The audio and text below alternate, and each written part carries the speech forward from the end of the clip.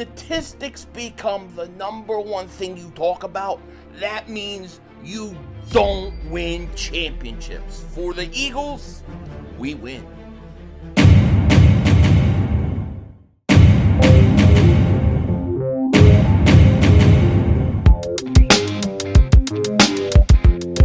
Dallas still stinks. Yo, by the way, Kick Dingbat here. You know, when you hear people talk about statistics, usually they're doing it to replace the fact that they never win. This is exactly what Mark Holmes and Cowboy fans and, hell, even Commander fans have been doing. And Mark Holmes might have just lost his mind because he just put out, about 7-8 hours ago, perhaps the dumbest video of all time. It was titled, Jalen Hurts Really Isn't All That. And he actually compared Jalen Hurts to Tony Romo and basically made the argument that Jalen Hurts isn't that good. But the Eagles everywhere else are exceptional. Well, if they're so exceptional every other position, and they're so much better than the Dallas Cowboys, then why is Mark Holmes predicting this is going to be what happens week 1? Cowboys wanting to play the role of the spoiler? You might see it the other way. Mark, if you win, I'm going to say the reverse of what Philly said. 31-17 Cowboys. Whoa! 34-17 Cowboys. But the Eagles, they're better at every position on the field except quarterback. He isn't that good. This is what they go by. So it's always either the quarterback just really isn't that good and everybody else is better, yet when you see any ranking on any other position, on any other, PFF or whatever, the Eagles are never ranked at the top. They barely rank us at the top for a lot of things that we should get. So to me, it's like they talk out both sides of their ass, okay? That's what they do. And this is what Mark Holmes is doing. Look, I wasn't even going to do a video today. I was going to do a couple reactions and post those. I'm catching up on Child Weber stuff, but this video he said was so stupid, I had to respond. All right? Listen to a little bit of what he says. And we're going to basically debunk this crap. That's for sure. Let me get my AirPod here. All right, so I got my AirPod. Something else that Let's was hear interesting that somebody what he posted. Has to say, because it's just I think this stupid. is actually kind of hilarious. He's pulling up statistics. He wants to read a tweet that he thought was great. Let me read it to you. Okay, what did he tweet out? Somebody tweeted this out. Yeah. Imagine having the best offensive line in the NFL. Oh, they do. Which they have the best line we know now? the Eagles have had for a couple years. Oh, it's not even close. Comparing that to the Cowboys, it's not even close. The best running game in the NFL. Oh my God. They had a 2,000-yard rusher in Saquon. What happened when the Eagles didn't have Saquon? A top 5 what happened? wide receiver I'll tell you what duo. happened. They went to the Super Bowl 2 years before and came one drive top 5 to winning. wide receivers. Just saying. So you got the best offensive line, top 5 wide receivers, and the best running game. Now, here's the funniest thing. So here's where it gets to be funny, because then they posted Jalen Hurts' stats. So in yardage, he's 2,903 yards. Didn't even make 3,000 yards. 20th in yardage. In TDs, 18. Tied for 20th. Interceptions, he's got low interceptions, but, if you're not risking the biscuit, he's tied at 72nd. And his QBR ranking is 65.6. Now, here's what I'm going to say. In defense of him, not that I'm going to make this a habit, if you've got a great running game, you're balanced. This is what you want. I want to hear your defense. So you expect not to have to throw a whole lot of yards. Here's what I'll say about this, right? You expect that. First of all, Mark is only looking at passing statistics, all right? It at some point becomes like, apparent that when you look at all these statistics, they always leave out Jalen Hurts' running numbers. And you can't leave out what he does rushing, Now, look, I know I know people don't like that because they all want the typical quarterback with the big arm that throws 40 times a game. But that doesn't work all year long, okay? But being able to run the ball as a dual threat quarterback is a very important thing, okay? So when you see these people compare Jalen Hurts to all these other quarterbacks, they often discount his running statistics completely, which is absolutely asinine, okay? It just is. Jalen Hurts last year, I mean, he had 630 yards. I mean, some running backs don't have 630 yards, okay? He had 14 rushing touchdowns. 14 rushing touchdowns. So you've got to put 14 rushing touchdowns with 18 passing touchdowns. So really, Jalen Hurts had 32 touchdowns. All right, it's very unfair. Running game, you're balanced. This is what you want. His rushing so you numbers. expect not to have to throw a whole lot of yards. I don't like it. Okay? I think it's wrong that you expect that. But they do it, okay? You expect to be more efficient. And that's the truth. Because people are putting 8 men in the box. You should be having more than 18 TDs. And your quarterback rating should be higher than 65. Here's where this is the key to the video, because really his video is about jealousy.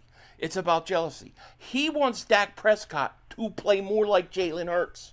He wants their team to be built more like the Eagles. But he can't admit it. So he has to come up with all these bashing Jalen Hurts videos. In defense of him, not that I'm going to make this a habit, if you've got a great running game, you're balanced. This is what you want. And so you expect not to have to throw a whole lot of yards, okay? You expect that. Teams could put 8 men in a box. They did typically a lot during the season. And what happened? Saquon Barkley still put 200 yards on him. So if you're running the ball that effectively, regardless of teams putting 8 men in a box or not, why does he need to throw 30 times a game? It doesn't make any sense, okay? The Eagles are doing what works, okay? You saw in the Super Bowl, the Kansas City Chiefs actually played Saquon Barkley really good. They shut him down. And what happened? Jalen Hurts had to go make throws, and he did. Typically, you see all these teams try to do everything to stop Saquon. They're just not good enough. They're not built to stop the run. Most teams, if not all teams in the NFL, aren't really built to stop the run in today's football. This is why the Eagles have such an advantage over everybody, because they went back to that run game. And I tell you what, Baltimore needs to do that too, because they got away from that, I thought, in the playoffs. You could have very well had a Baltimore Eagles Super Bowl, because teams aren't built to run the ball. And teams aren't built to stop the run, really. And it'll take another year or two, and then teams will start to adjust. But right now, the Eagles have that advantage. And somehow that's held against Jalen Hurts, because he doesn't have to throw the ball 30 times a game. Tony Romo. Stats. And then he wants to compare Tony Romo. And we'll talk, like said, and then we're going to really lay the wall down. This guy is out of his friggin' mind. I'm just saying. By comparison, when Tony Romo had a similar situation.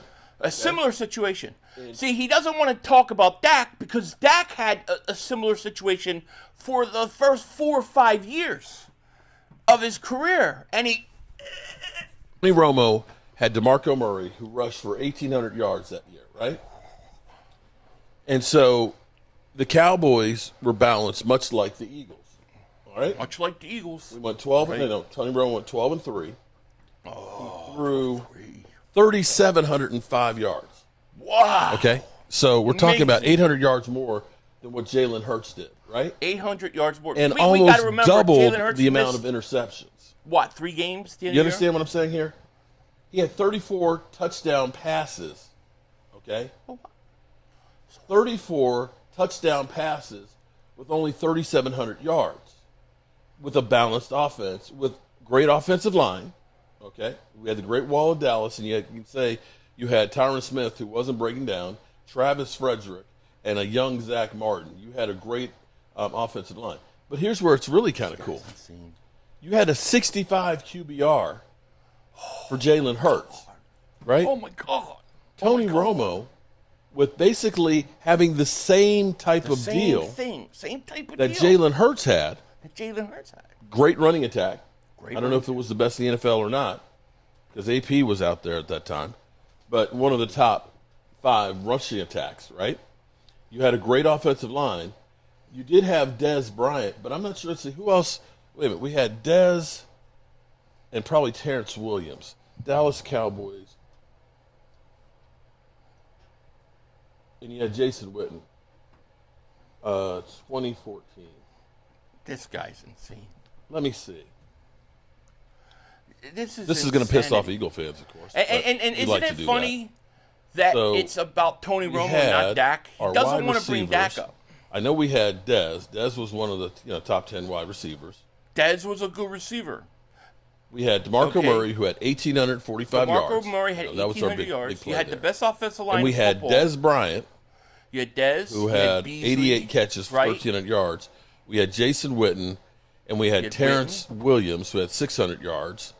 And we had Cole Measley Beasley Good at slot 621. So you can't say we had a top 5 wide receiver combination there. We didn't. So in comparison, here we have Jalen Hurts with a 65 QBR with the best offensive lines, best running Completely attack, meaningless. and top 5 wide receivers. And I would say that's apples to apples. Sorry, Eagle fans. Sorry. He's not as good as you think he is. And mind you, All right. look at that. Tony I Romo can't had listen anymore to this guy. 69, He's enough. 9. Now, he talked about the regular season, all the numbers. If Tony Romo had such a good team, which I will argue Dak Prescott had that very same similar team when he took over for Romo. If they were so good, and I lump Romo and Dak together, if they're so good and they had all that, why didn't you win a Super Bowl? Why didn't you get to the NFC Championship game? Why didn't you get to a Super Bowl? You've been to none. Romo didn't even sniff one. Dak hasn't even sniffed one. And you can't tell me the team he's talking about is 2014. Romo, with that line, with that team, they were pretty good. I think they were like a 1 seed and lost. Then you get 2016. That's when Dak took over. It's pretty much the same team. Then Mark wants to sit there and tell you that the Cowboys didn't have any weapons for Dak ever or anything. It was pretty much the same team.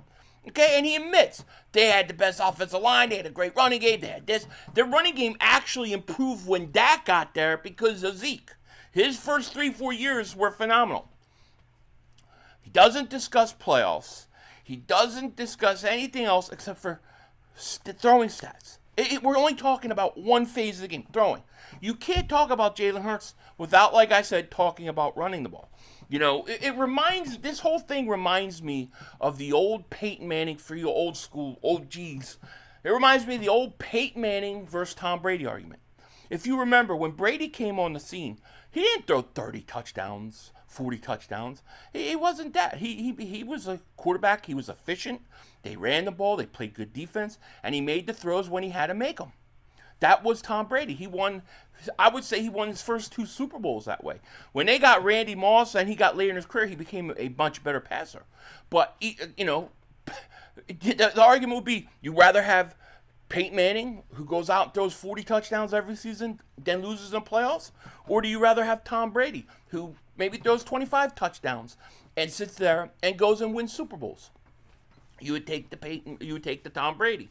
Most people would. Unless your team's losers and they choke. Then all you have is statistics. Regular season football is not the same as playoff football. It's not the same. Okay? Everybody focuses on 35, 40 passes a game, 4 or 5 touchdown passes in the regular season. But what happens in the playoffs? All those passing attempts, all those passing numbers come down. The passing yards come down. Everything in terms of statistics come down in the playoffs. Everything gets tighter. Everything gets closer. A lot of quarterbacks struggle. The guys that throw 35, 40 times a game in the playoffs, usually are losing, trying to catch up. Jalen Hurts, consistent through the beginning of the year, through the end of the year, okay? And I've seen people say, well, Jalen Hurts didn't throw for nothing versus the Rams. Well, it was snowing. What do you want the guy to do? The Green Bay guy, he didn't do great against the Green Bay Packers. What do you mean? He won the game. What are you talking about?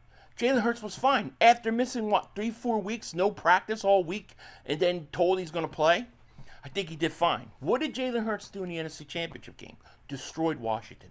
I mean, how many times have you seen a guy in the playoffs have a 4th down and 10, the Eagles go for it, and he throws dimes down the field, okay, on 4th downs?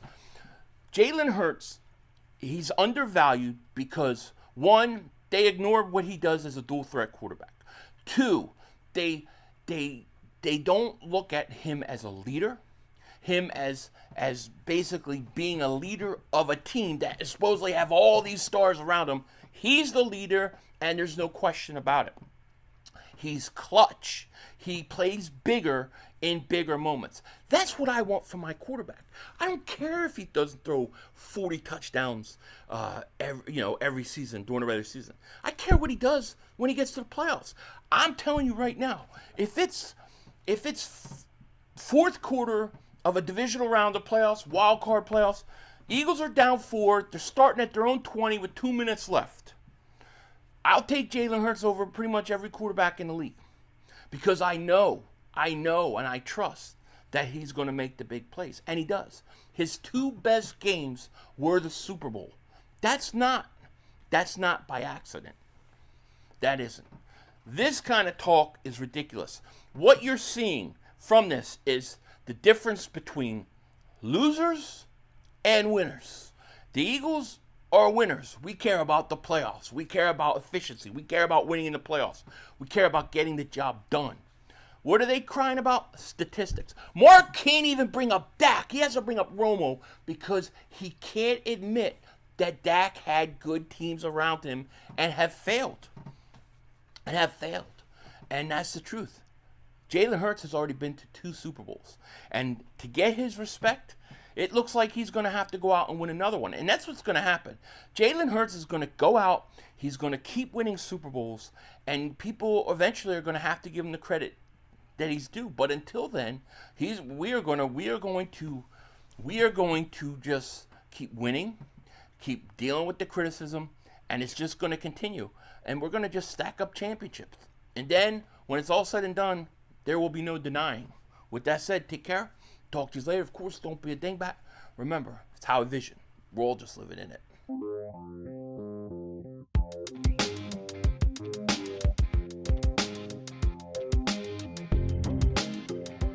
But without spoilers, what do you guys think? Was it a good movie or did it stink? Because from what I heard, it stinks. Superman. I'm going to see it at some point, but it stinks. From what I heard. Now, we'll see. Denzel Washington out. That's all, folks. The brother screwed us.